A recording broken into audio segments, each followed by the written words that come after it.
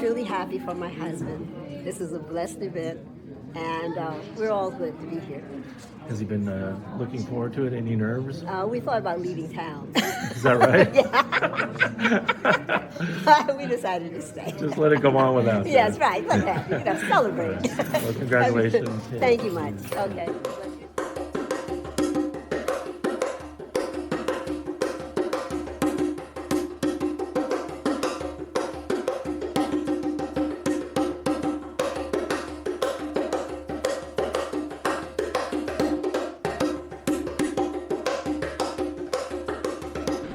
It's time to honor Odie Hawkins.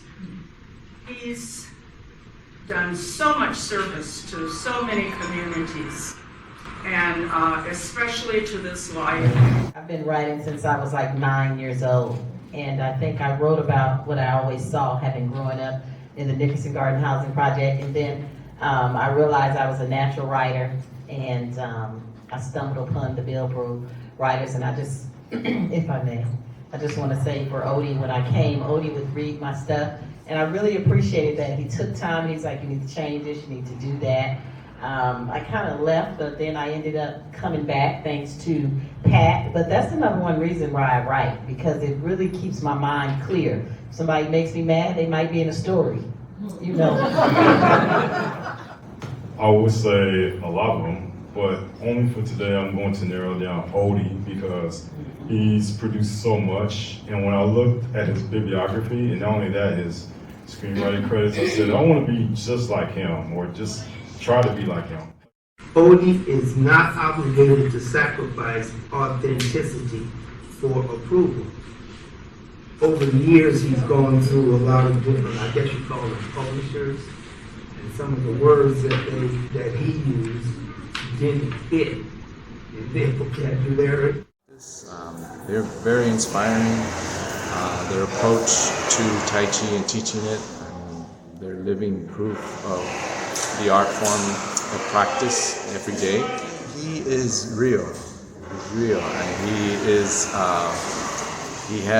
He's Tai Chi in living form. He's yin yang. He's young at heart, but yet he's filled with wisdom. There's times where, he's joking and I think he's serious, and sometimes where he's serious and I think he's joking, so it keeps me on my toes in that way when he's teaching us. Odie Hawkins was born in Chicago, Illinois on July 7, 1937. His mother, Lillian Treesh, was known as Little Bit. She had Odie when she was 16 years old. His father was Odie Hawkins. He was known as Honey. He was 18 when Odie was born. Odie says his father was an outlaw, a stone criminal. His philosophy in life was, whatever you do, lie, cheat, steal, kill, don't get caught. That's the philosophy, don't get caught. Odie was 8 years old when his father went to prison. He got caught. Odie grew up on the mean streets of Chicago, but predominantly on Washburn Avenue. He began writing at the age of 8. He remembers attending not 1, not 5, not 10, but 17 grammar schools growing up. Life in Chicago was rough. They were not poor, they were poor. Odie grew up surrounded by dope fiends, pimps, gamblers, prostitutes, alcoholics, thieves, and good people caught up in bad situations. He remembers living at the Avon Hotel and the Alamo Hotel. Now, the Alamo Hotel used to be a fashionable hotel, but it was no longer that. It was more of a semi-brothel. At 15, Odie entered high school, DuSable High School. There he began his career as a thief. He stole anything that was not nailed down. Do not leave your purse unattended. Do not leave your locker unlocked. You will be in big trouble. But he stumbled upon another hustle, which really proved to be really good for him. He learned about writing love notes.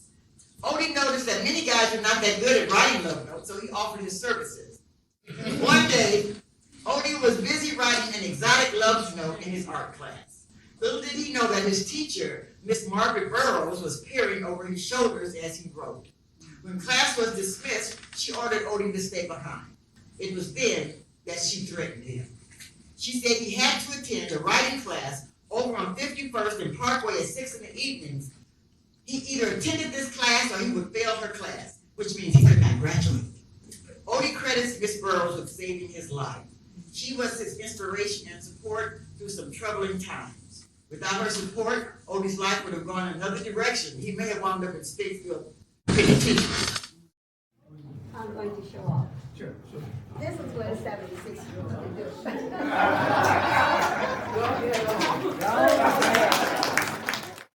I look over here and I see one of my sister's children, who happens to be in town today.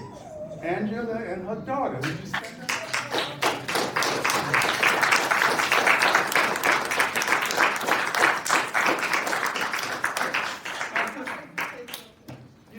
I learned in these few hours, I learned so much about my uncle that I hadn't known in life. And I'm so proud of him. Congratulations to him for being here. Capoeira is one of those very few martial arts that has a musical tradition, the Bilbao, you know, and a musical tradition. I don't speak Portuguese, but I sing Portuguese. While these gentlemen are here, I'm going to gather them together and give you an idea of what the capoeira song sounds like.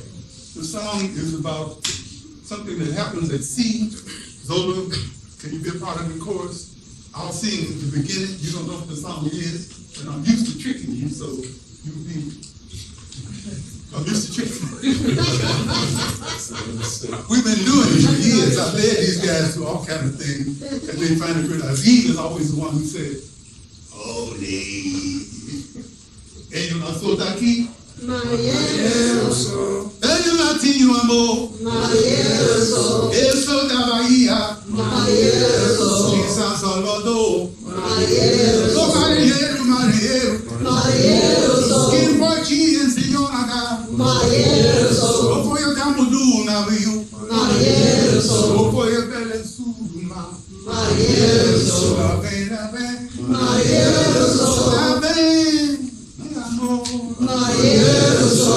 Tudo de branco, de São Salvador, vem na bem, meu amor, tudo de branco, de São Salvador,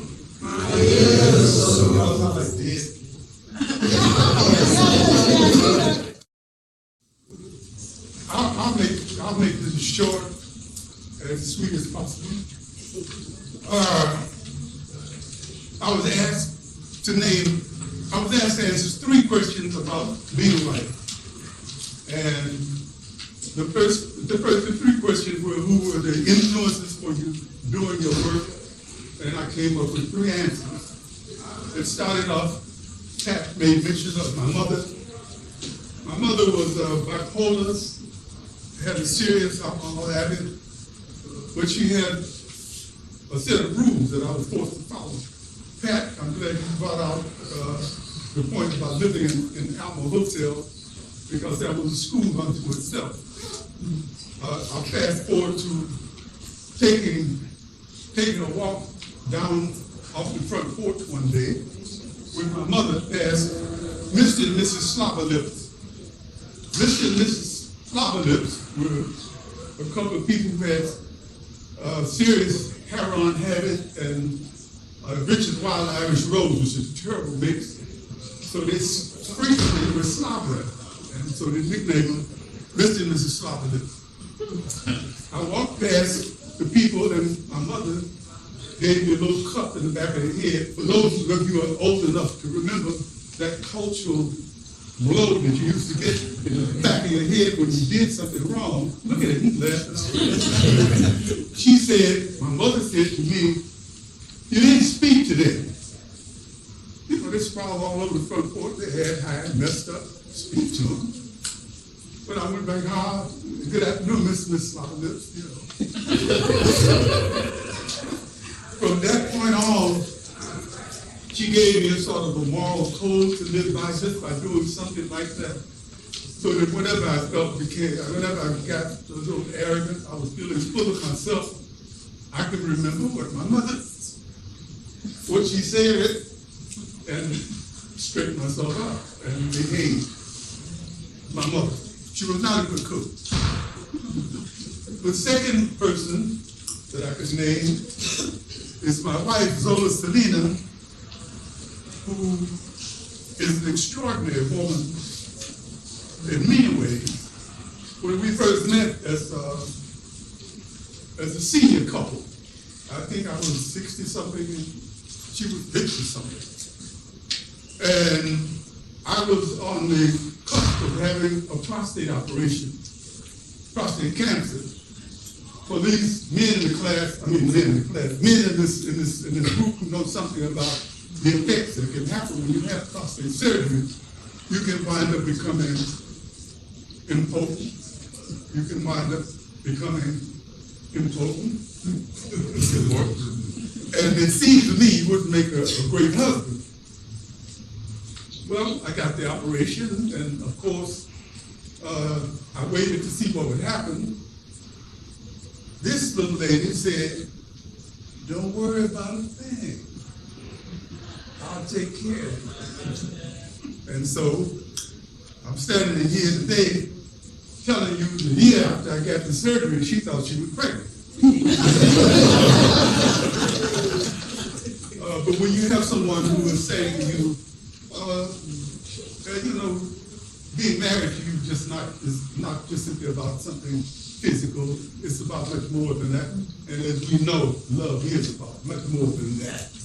The third one had to do with the person that Pat talked about, Dr. Margaret Burroughs, the teacher Margaret Burroughs. She really did save my life. My father, as you indicated, was a great petty thief. And he was also a very intelligent, incredibly insightful African-American man. The reason he told me something about trying to get away with anything, because he made me understand in this country at this time, or in any time probably, I would not ever be given a fair chance to be who I could be.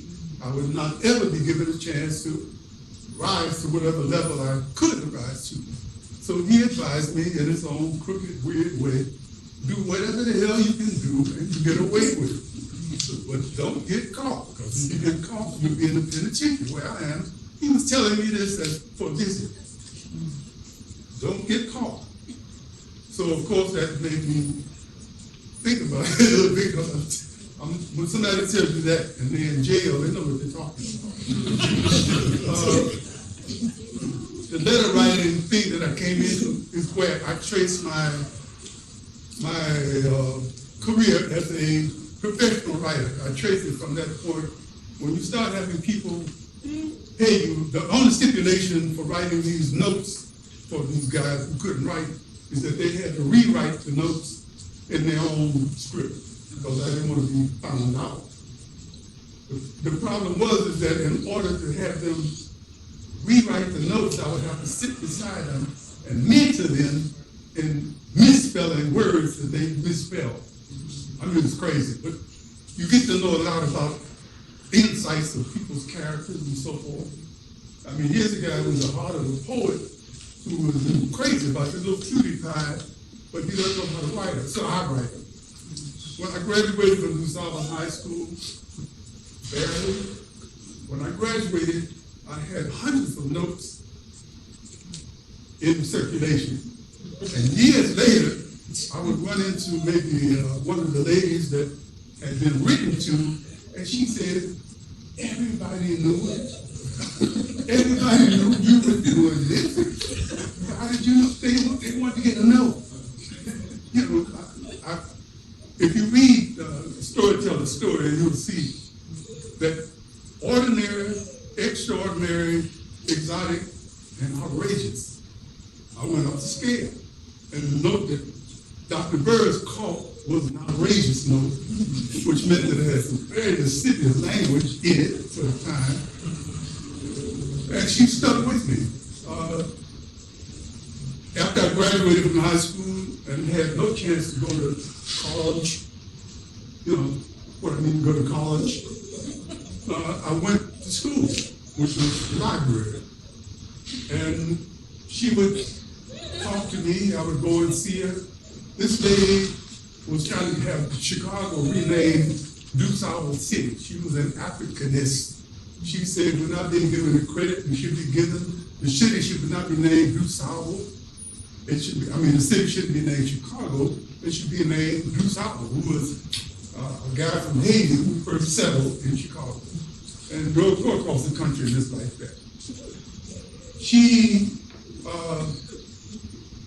felt that she had not quite succeeded in doing everything she wanted to do because she couldn't roller skate backwards at 106 or 96.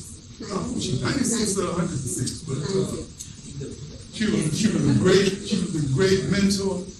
And these days, whenever I go in and out of any class and I have the opportunity to talk to students, I'm always trying to remind them that they should pay close attention to what their teachers are telling them. When I saw the announcement about lifetime achievement, the first thing that came to my mind is, which life? What are they talking about?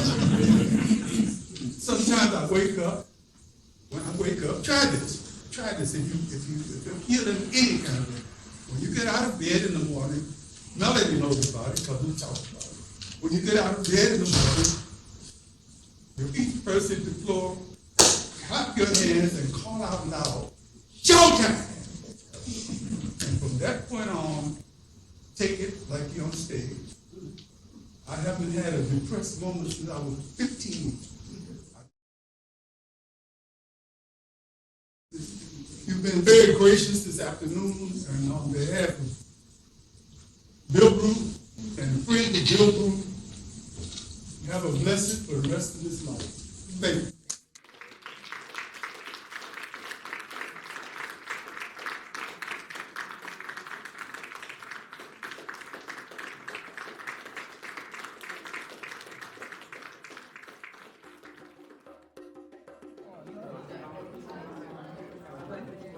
You know what I'm fearful of? I just went to Dr. Brian Kim the other day. He said, Mr. Hawkins, you have no cavity. Oh, really? And I said, I've had 2 implants.